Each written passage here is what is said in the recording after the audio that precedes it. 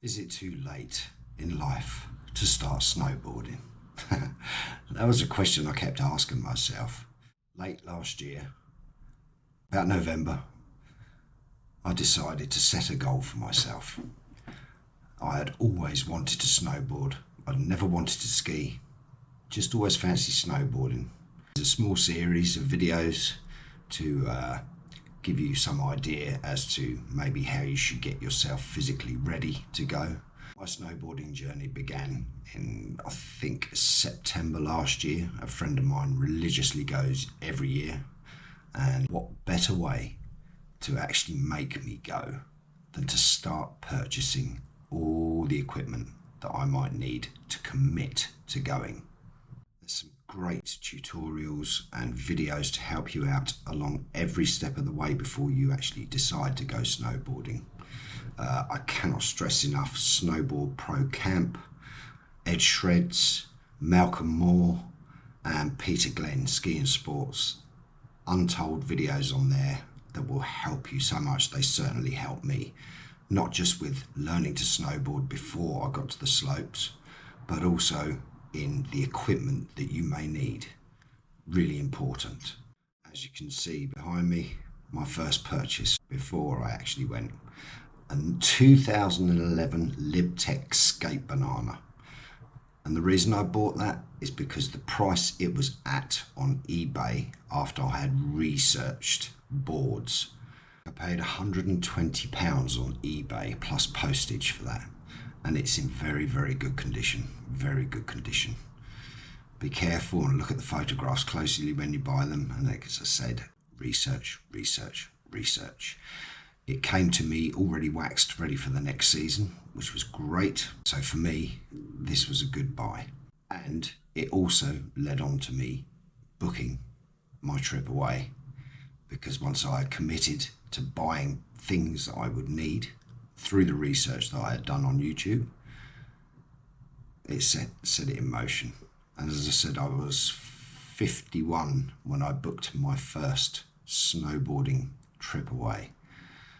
After extensive research and size fitting charts and reviews, and there's so many forums on snowboard boots, and you're always led to believe that you are going to end up with the most sore feet, just like skiers do with their ski boots after a holiday away snowboarding. I can honestly say that my feet did not hurt one little bit when I got back from snowboarding. I went online, did lots of research on size fitting, people saying you should get boots for the right size for your shoe size, some saying you should get half a size bigger, some say the tighter the boot the better. I'm a size 9 foot, and I managed to find these Vans snowboard boots in really, really good condition, and I think I paid £80 on eBay, size 9.5, come with the inner linings in really good condition, as you can see.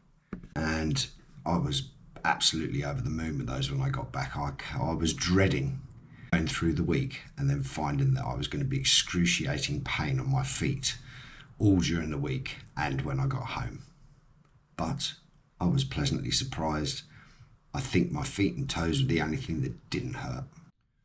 Now, I'm not going to lie, there was a fear in me that going snowboarding at this age I was either going to injure myself, or I was going to find that I just was not fit enough, or my body just purely couldn't cope with the amount of damage and punishment that I thought snowboarding was going to put me through. Well, that couldn't have been further from the truth. There are plenty of things that you can buy to protect yourself that are not uncomfortable to wear, or that will keep you safe whilst you're snowboarding. Another thing that I can't stress enough is you should definitely do some exercise, cardio, stretching, legs. Doing some exercises before you go, strengthening your core muscles, your legs, is a good idea. I did do some exercise before I went. I'm actually in a physical job as a roofer and builder, so I am up and down ladders all the time. However, you will be using muscle groups for snowboarding that you don't normally use. So it is advisable to do some stretches and some light exercises at least before you go. The next thing you should really be purchasing is a snowboard helmet. Please, please don't leave this item out of your itinerary. I've seen a few people take a tumble. Mine saved me a couple of times. I cannot, recommend that you get a decent fitting snowboard helmet. Really, really important. Don't go cheap. I'm going to be putting links to most of the equipment that I have bought, and the other tutorial websites that helped me immensely before I actually went. I can honestly say, going on a solo trip at my age, some people do it all the time. I literally haven't been away on my own for quite a while, if I'm honest with you. Due to COVID, I don't think I've been away since before COVID. When I booked my holiday to Andorra, I stayed just on the outskirts of Arinsal. So it was Pal Arinsal where I learned to snowboard. I did book 5 days of snowboard lessons, and I have to say the instructors up there are absolutely superb. With the holiday company that I booked with, which, believe it or not, was Crystal Ski, as part of my package, I think I paid £150 for 5 days of lessons, and the lessons were at least 2.5 hours long every day. You can imagine, after learning for 2.5 hours every day, you were quite tired by the end of that, and then it was definitely time for après-ski. Be very physically demanding. Some of the younger members in the class actually were very enthusiastic and managed to get back up the slopes for a few more practice runs and to hone in on the skills that they've been taught.